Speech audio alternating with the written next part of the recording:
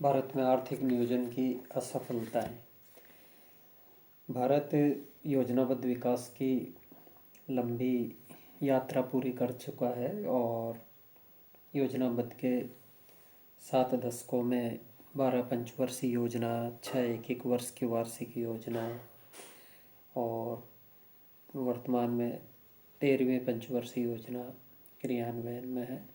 तो इतनी दीर्घ अवधि के योजनाबद्ध विकास में भारत की अनेक आर्थिक समस्याओं का समाधान हो जाना चाहिए, किंतु हम भारतीय अर्थव्यवस्था पर दृष्टिपात करते हैं तो आज भी अनेक मुखर समस्याएं अर्थव्यवस्था में मुँह खड़ी है और विश्व परिप्रेक्ष्य में आज भी भारत विकासशील राष्ट्र के रूप में है। हालांकि उदारीकरण के हाल के वर्षों में भारत ने विकासशील देशों में अग्रणी भूमिका निभाना प्रारंभ कर दिया है, किंतु आर्थिक नियोजन में हम देखें तो आज भी अर्थव्यवस्था में अनेक समस्याएं मुँह खड़ी है। इनमें गरीबी, बेरोजगारी, महंगाई, क्षेत्रीय संतुलन, आर्थिक विषमता, विदेशी ऋण, जनाधिक्य आदि जो समस्याएं हैं वो भारत की अर्थव्यवस्था को वैश्विक परिप्रेक्ष्य में कमज़ोर कर देती है। बेरोजगारी, नियोजित विकास में बेरोजगारी में कमी नहीं हो सकी। हालांकि हर एक पंचवर्षीय योजना में रोजगार सृजन की अनेक योजनाएं लागू की गई और क्रियान्वयन में भारी भरकम राशि खर्च की गई। इसके बावजूद भी बेरोजगारी की जो समस्या है मुखर बनी हुई है। मनरेगा विश्व की सबसे बड़ी रोजगार सृजन की योजनाएं हैं और काफ़ी ग्रामीणों को इसमें रोजगार मिला हुआ है, किंतु भारत जनाधिक्य वाला देश है और जिस तरह के रोजगार लोग चाहते हैं, जिस तरह का रोजगार हमारे देश में उपलब्ध है, इन दोनों में काफ़ी अंतराल है और रोजगार चाहने वालों की संख्या की तुलना में रोजगार के अवसरों में अपेक्षित वृद्धि नहीं हुई और शिक्षा पद्धति भी रोजगार परक नहीं रही और जनाधिक्य बेरोजगारी का प्रमुख कारण है। गांव में बेरोजगारी की समस्या एक तरह से मुखर है और कृषि क्षेत्र में डिसगाइज्ड अनएम्प्लॉयमेंट, छिपी हुई बेरोजगारी, अदृश्य बेरोजगारी बड़े पैमाने पर व्याप्त है। तो कृषि क्षेत्र के अंतर्गत जो कृषि क्षेत्र में जो श्रमिक लगे हुए हैं, यदि उनमें से कुछ श्रमिकों को हटा दिया जाए तो भी कृषि उत्पादन में कमी नहीं होगी। इसका प्रमुख कारण है कि कृषि क्षेत्र के अंतर्गत जितने श्रमिकों की आवश्यकता है उससे अधिक श्रमिक लगे हुए हैं। तो ये जो छिपी हुई बेरोजगारी है वो कृषि क्षेत्र में देखने को मिलती है और शहरी क्षेत्र में भी जो व्यक्ति है उनकी जो शैक्षणिक योग्यता है, उनकी जो तकनीकी योग्यता है, उस तकनीकी योग्यता के अनुरूप लोगों को रोजगार मिला हुआ नहीं है। और अगर हम रोजगार कार्यालयों में दर्ज बेरोजगारों की संख्या देखें तो उसमें भी काफ़ी बढ़ी हुई है और जबकि बेरोजगारों की जो संख्या है वो सभी बेरोजगारों की संख्या रोजगार कार्यालयों में पंजीकृत नहीं हो पाती। तो योजनाबद्ध विकास में जो बेरोजगारी है वो बेरोजगारी का एक तरह से समापन नहीं हो सका और ये भारत के आर्थिक नियोजन की ही नहीं, आज के आर्थिक उदारीकरण की भी एक बहुत बड़ी असफलता है। अगली समस्या गरीबी। गरीबी का संबंध सीधा रोजगार से है। जब लोगों को रोजगार नहीं है तो गरीबी की समस्या बढ़ना स्वाभाविक है। रोजगार सृजन की योजनाओं की भांति ही हमारे देश में गरीबी उन्मूलन की अनेक योजनाएं बनी, भारी भरकम राशि उनमें विनियोजित की गई और इसके बावजूद भी गरीबों की संख्या कम नहीं हुई और जो हमारी आबादी है उस आबादी का 1/3 भाग आज भी गरीबी रेखा से नीचे जीवन जीने के लिए अभिशप्त है। अगला, विदेशी ऋण। भारत में गरीबी और बेरोजगारी होने के कारण अर्थव्यवस्था में वित्तीय संसाधनों का अभाव रहा है और आर्थिक विकास की गति को तेज करने के लिए नियोजित विकास में विभिन्न पंचवर्षीय योजनाओं में भारी भरकम विनियोजन किया गया।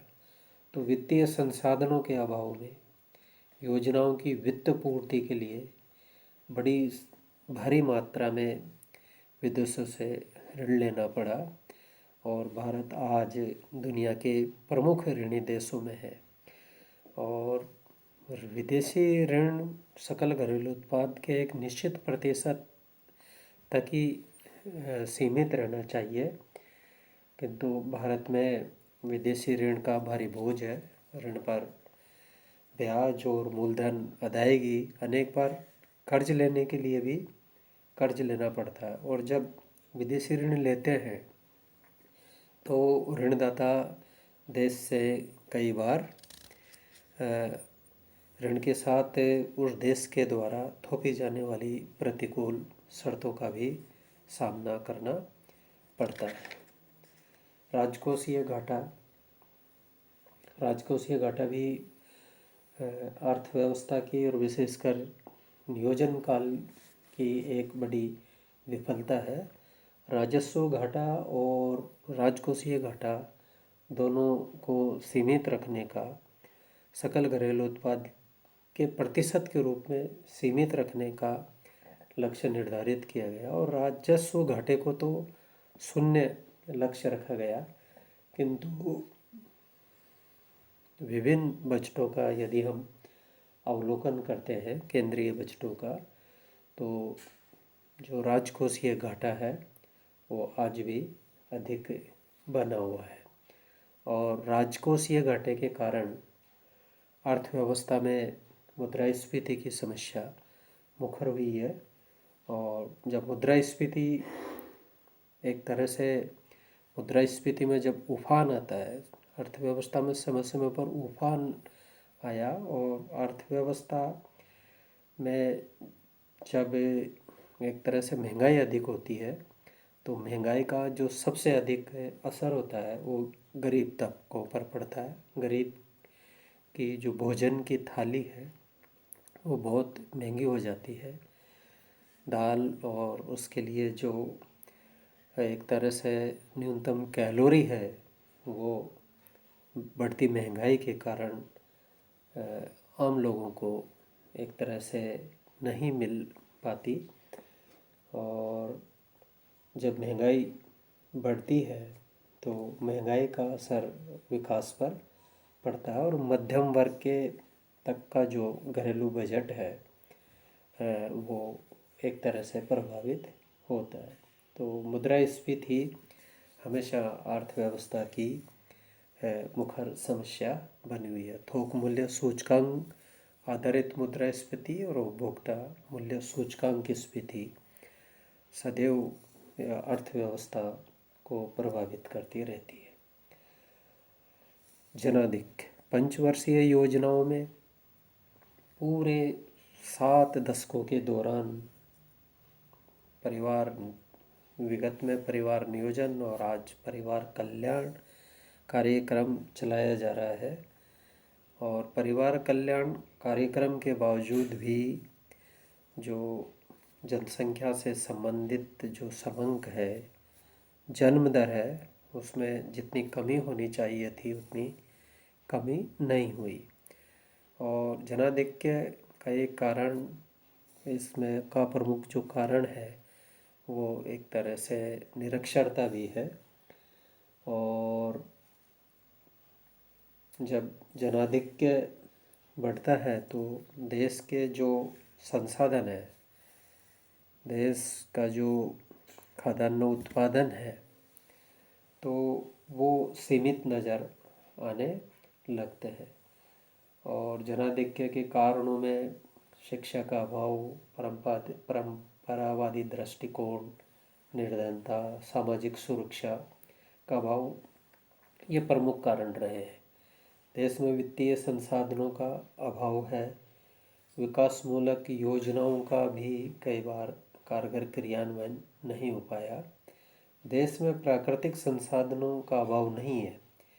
विकास की गति को बढ़ाने के लिए संसाधनों के विवेकपूर्ण दोहन की आवश्यकता है। और मानवीय संसाधनों के उपयोग के लिए भी प्रभावोत्पादक कदम उठाने होंगे हमको। हालांकि आज बढ़ती आबादी के कारण, हालांकि भारत में अब ऐसा नहीं है कि संख्यात्मक आबादी बढ़ रही है। अब भारत एक तरह से गुणात्मक जनसंख्या का धनी देश है और 130 करोड़ के करीब है हम। और बड़ी आबादी एक तरह से विश्व को बड़ा बाजार उपलब्ध कराती है। और संसाधन, जो मानव संसाधन है, वो अब तक भारत में जनसंख्या को विकास की दृष्टि से पिछड़ेपन का प्रमुख कारण माना जाता रहा है। और आज यही आबादी एक तरह से भारत की मानव संपदा के क्षेत्र में ताकत बन गई है। और दुनिया का कोई देश बाजार की दृष्टि से भारत की उपेक्षा करने की स्थिति में नहीं है। फिर भी हम नहीं चाहते कि हम जनाधिक्य के मामले में दुनिया का सबसे बड़ा देश बने। वर्तमान में जनसंख्या की दृष्टि से चीन विश्व का सबसे बड़ा देश है और भारत आबादी के मामले में चीन के बाद भारत की गिनती होती है। तो पंचवर्षीय योजनाओं में और आर्थिक उदारीकरण में इस प्रकार के प्रयत्न परिवार कल्याण के क्षेत्र में किए जाने की आवश्यकता है कि भारत की बढ़ती आबादी, जो भारत की बढ़ती हुई जन्म दर है, वो देश की आवश्यकता के हिसाब से बनी रहे।